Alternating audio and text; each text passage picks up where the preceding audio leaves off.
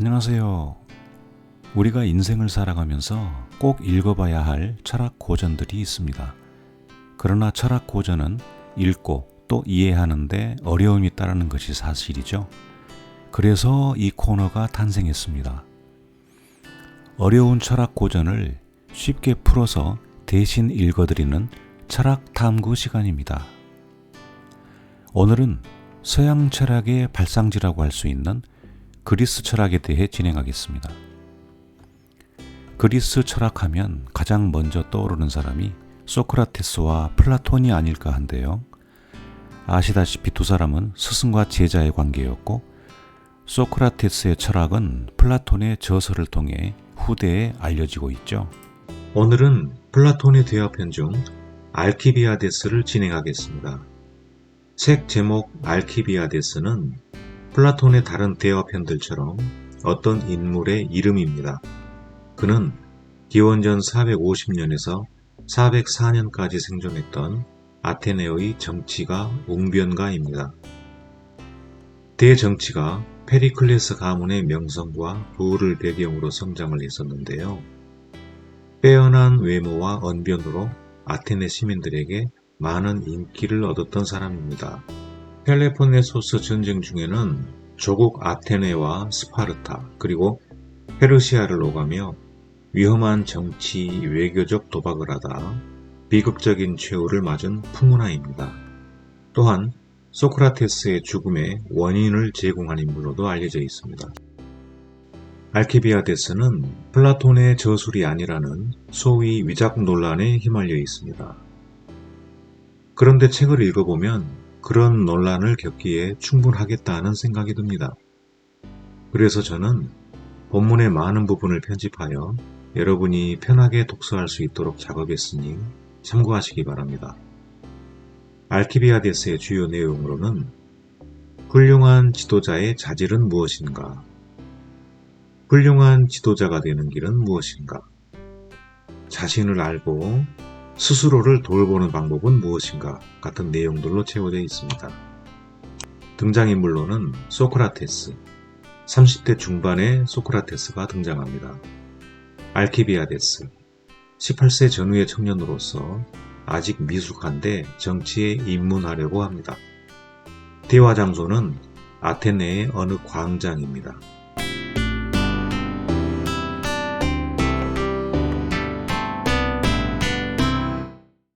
클레이니아스의 아들이여, 다른 사람들은 단념했어도 자네를 제일 먼저 사랑한 나는 아직 단념하지 않았네. 다른 사람들은 성가시도록 자네에게 말을 걸었지만 나는 몇 년 동안 한마디도 건네지 않았지. 자네는 그걸 이상하게 생각했을 거야. 그런데 그건 내 탓이 아니라 일종의 신적인 가로막음 탓이었네. 헌데 그 신적인 기운이 더 이상 나를 가로막지 않기에 이처럼 자네를 만나러 온 것이네. 그건 그렇고 자네를 사랑하는 사람들이 자네를 어떻게 대했는지 나는 거의 알고 있네. 그들 모두 처음엔 자네에게 씩씩하게 접근하더군. 그러나 마지막엔 자네 기세에 눌려 달아나지 않은 자가 없었어. 자네가 뭘 믿고 그렇게 기고만장한지 그 이유를 내가 설명해 보겠네. 자네는 무슨 일이 있어서든 누구의 도움도 필요치 않다고 말하네. 이미 스스로 엄청난 것들을 가지고 있기 때문이라는 거지. 먼저, 자네는 자신이 더없이 멋지고 훤칠한 사람이라고 믿네. 그 점에 있어서는 누가 보더라도 자네 주장이 옳다고 할 만하지. 다음으로 자네는 그리스에서 가장 큰 나라의 가장 잘 나가는 가문 출신이라고 믿네. 그리고 자네에게 필요한 것이 있으면 도움을 줄 친구와 친척이 자네 부계 쪽뿐 아니라 모계 쪽에도 줄을 서 있다고 믿고 있네. 그리고 자네는 그런 사람들 모두보다 페리클레스가 자네의 큰 힘이 된다고 믿고 있는데 자네 부친은 그분을 자네와 자네 동생의 후견인으로 남겨두셨지. 또한 나는 자네가 부잣집 자식이라는 것도 덧붙일 테지만 이 점에 대해서는 자네가 자랑으로 여기지 않을 것 같네. 내가 열거한 모든 점을 두고 자네는 어스됨으로써 자네를 사랑하는 사람들을 압도했고, 그들은 그런 점들에서 자네보다 못하기에 압도된 것이지. 자네 역시도 그런 점을 의식했을 테고. 그래서 나는 자네가 다음과 같이 놀라워하고 있음을 잘 아네.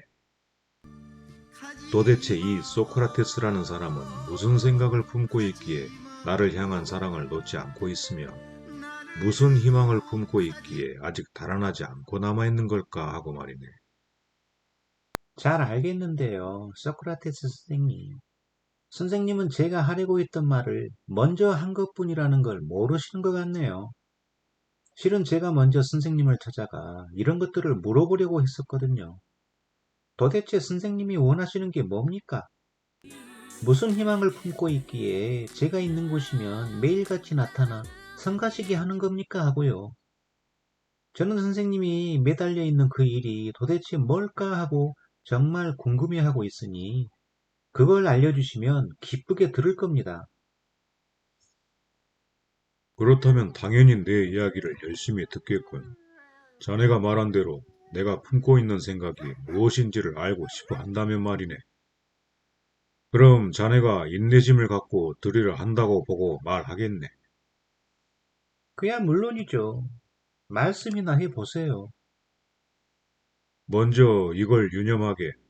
자네도 알겠지만 내가 어렵게 말문을 열었으므로 말을 멈추는 것도 어려울 거라는 걸 말이야. 그거 참, 어서 말씀이나 하세요. 들을 테니까요. 말을 안 할 수가 없군.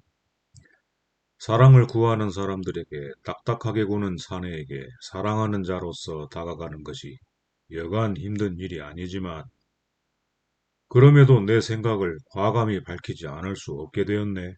알키비아데스. 어떤 신이 자네에게 묻는다고 해보세. 알키비아데스, 자네는 현재 지닌 것들을 유지한 채 살고 싶은가? 아니면 그 이상을 얻고 싶으나 그럴 가능성이 없으면 그 즉시 죽고 싶은가? 하고 말이야. 내가 보기에 자네는 죽음을 택할 것 같네. 이와 관련해서 자네가 요즘 어떤 희망을 품고 살고 있는지를 내가 말해보겠네. 자네는 며칠 내로 자신이 아테네 민중 앞에 나설 것으로 믿고 있네. 그리고 민중 앞에 나서자마자 페리클레스뿐만 아니라 예전에 어느 누구도 받아보지 못한 영예를 자신이 받아 마땅하다는 것을 아테네 사람들이 발견할 것으로 자네는 믿고 있지. 그렇게 되면 자네는 이 나라에서 가장 큰 힘을 얻게 될 것이라고 믿고 있어. 아테네의 최대 권력자가 되면 그 밖의 그리스에서도 그렇게 될 수 있으며, 그리스뿐만 아니라 우리와 같은 대륙에 살고 있는 모든 이민족들 사이에서도 그렇게 될 것이라고 자네는 믿고 있지.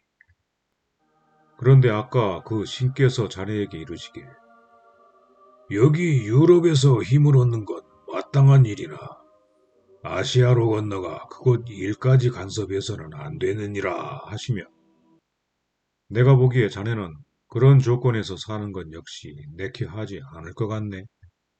그런 조건만 가지고서는 세상 거의 전부를 자네 이름과 자네 힘으로 채울 수 없을 테니까 말일세. 그리고 난 자네가 퀴로스나 크세르크세스를 빼고는 입에 올릴 만한 사람이 없다고 믿는다고 생각하네. 자네가 그런 희망을 품고 있다는 걸 나는 잘 알고 있네. 지레짐장으로 이런 말을 하는 게 아니란 말일세. 아마 자네는 내 말이 진실임을 알 터니 이렇게 물을 걸세. 선생님, 이게 선생님의 이야깃거리와 무슨 상관이 있어요? 라고 말일세. 친애하는 클레이아니스의 아들이요. 그럼 나는 자네에게 이렇게 말할 것이네. 자네가 마음에 품은 그 모든 일을 나 없이 성취하는 건 불가능하다고 말이야. 나는 자네가 매달리고 있는 그 일에 대해 충분한 힘을 지녔다고 믿고 있네. 그동안 신께서 자네와 내가 대화하는 걸 허락하지 않으신 것도 바로 이 때문이지. 오랫동안 나는 신께서 자네와 대화하는 걸 허락해 주실 날만을 기다려왔네. 자네는 자네대로 이 나라의 절대적인 가치를 지닌 자로서 자신을 드러내리라는 희망을 품고 있는 한편 그 즉시 무소불위의 힘을 얻게 되리라는 희망을 품고 있지.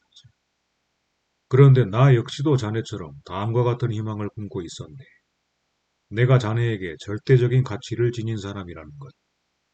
나를 빼놓고는 자네의 후견이든 친족이든 어느 누구든 자네가 열망하는 힘을 자네 손에 쥐어줄 수 없다는 것이 드러나고 나면 내가 자네에게 최대의 힘을 행사하게 되리라는 희망을 품고 있었다는 것 말일세. 물론 그건 신의 도움이 있어야 가능한 일이지만 말이네.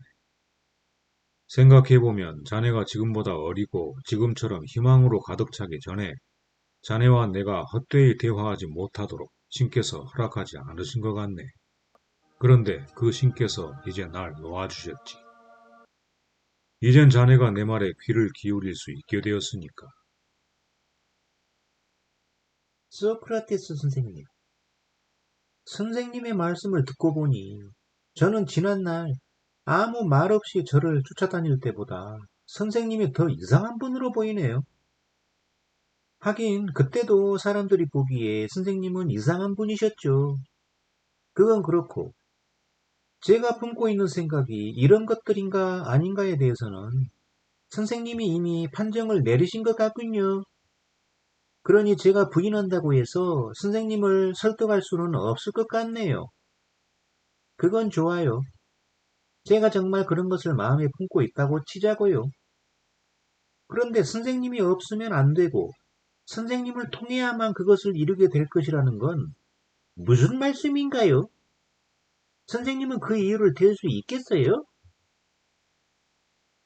자네가 많이 들어왔던 그런 장황한 말을 할 수 있는가를 묻는 건가? 그건 내 방식이 아니라서 말이야.